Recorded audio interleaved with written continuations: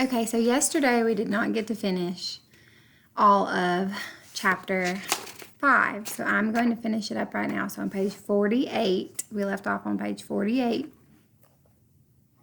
And he was talking to the sheriff or marshal. And he told him that his grandfather owned a store. A store, he asked. Why, the only store upriver is about 30 miles from here.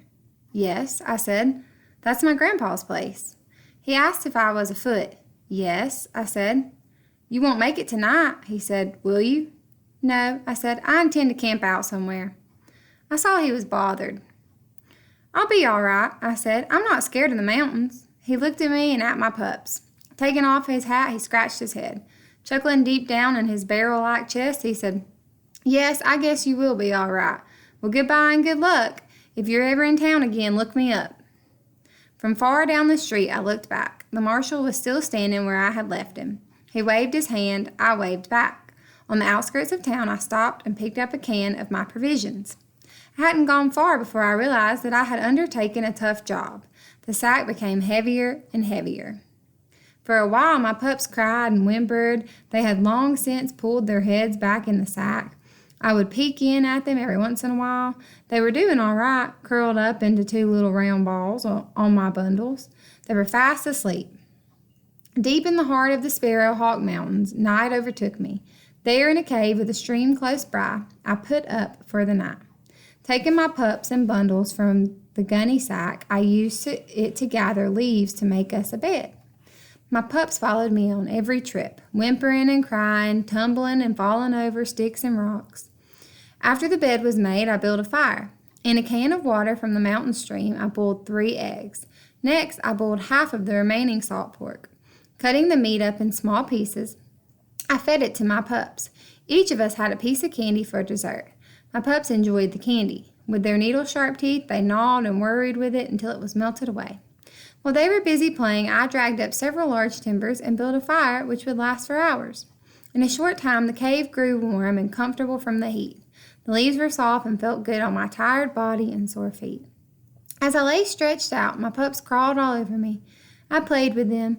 They would waddle up to the front of the cave, look at the fire, and come scampering back to roll and play in the soft leaves. I noticed the boy dog was much larger than the girl dog. He had a deeper red color. He was deeper red in color. His chest was broad and solid. His puppy muscles nodded and rippled under the velvety skin. He was different in every way. He would go closer to the fire. I saw right away he was bold and aggressive.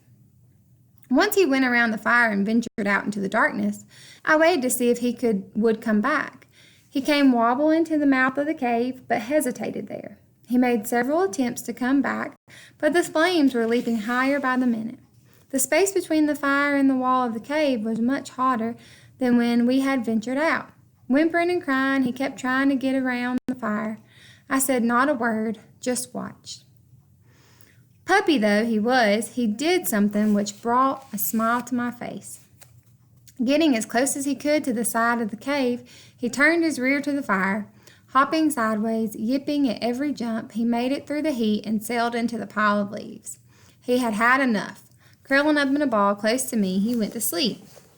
The girl pup was small and timid.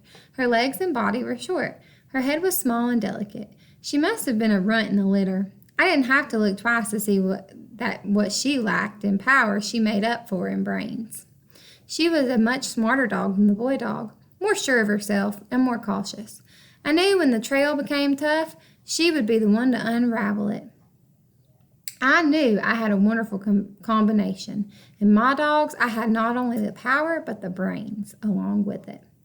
I was a tired boy. My legs were stiff and my feet were sore and throbbing.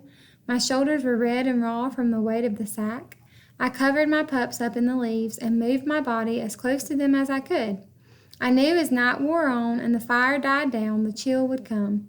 Tired but happy, I fell asleep. Along in the silent hours of night, I was awakened, opened my eyes, but didn't move. I lay and listened, trying to figure out what it was that had aroused me. At first, I thought one of my pups had awakened me by moving and whimpering. I discarded this thought, for I could see that they were both fast asleep. I decided it was my imagination working. My fire had burned down, leaving only a glow-red body of coals. The cave was dark and silent. Chill from the night had crept in.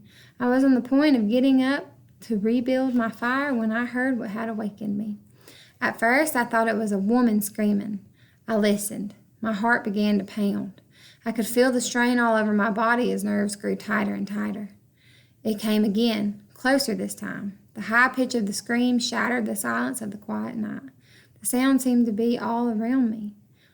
It screamed its way into the cave and rang like a blacksmith's anvil across the rock walls.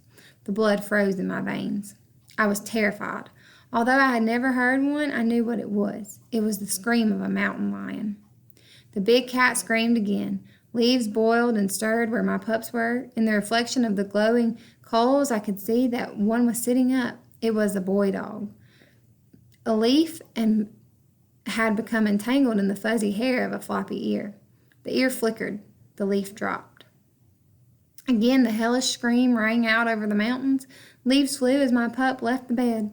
I jumped up and tried to call him back. Reaching the mouth of the cave, he stopped. Raising his small red head high in the air, he bawled his challenge to the devil cat. The bawl must have scared him as much as it had startled me.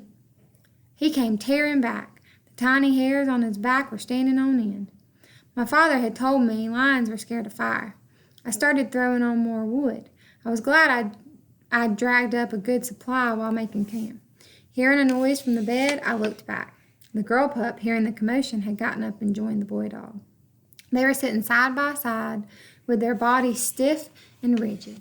Their beady little eyes bored into the darkness beyond the cave. The moist tips of their little black noses wiggled and twisted as if trying to catch a scent.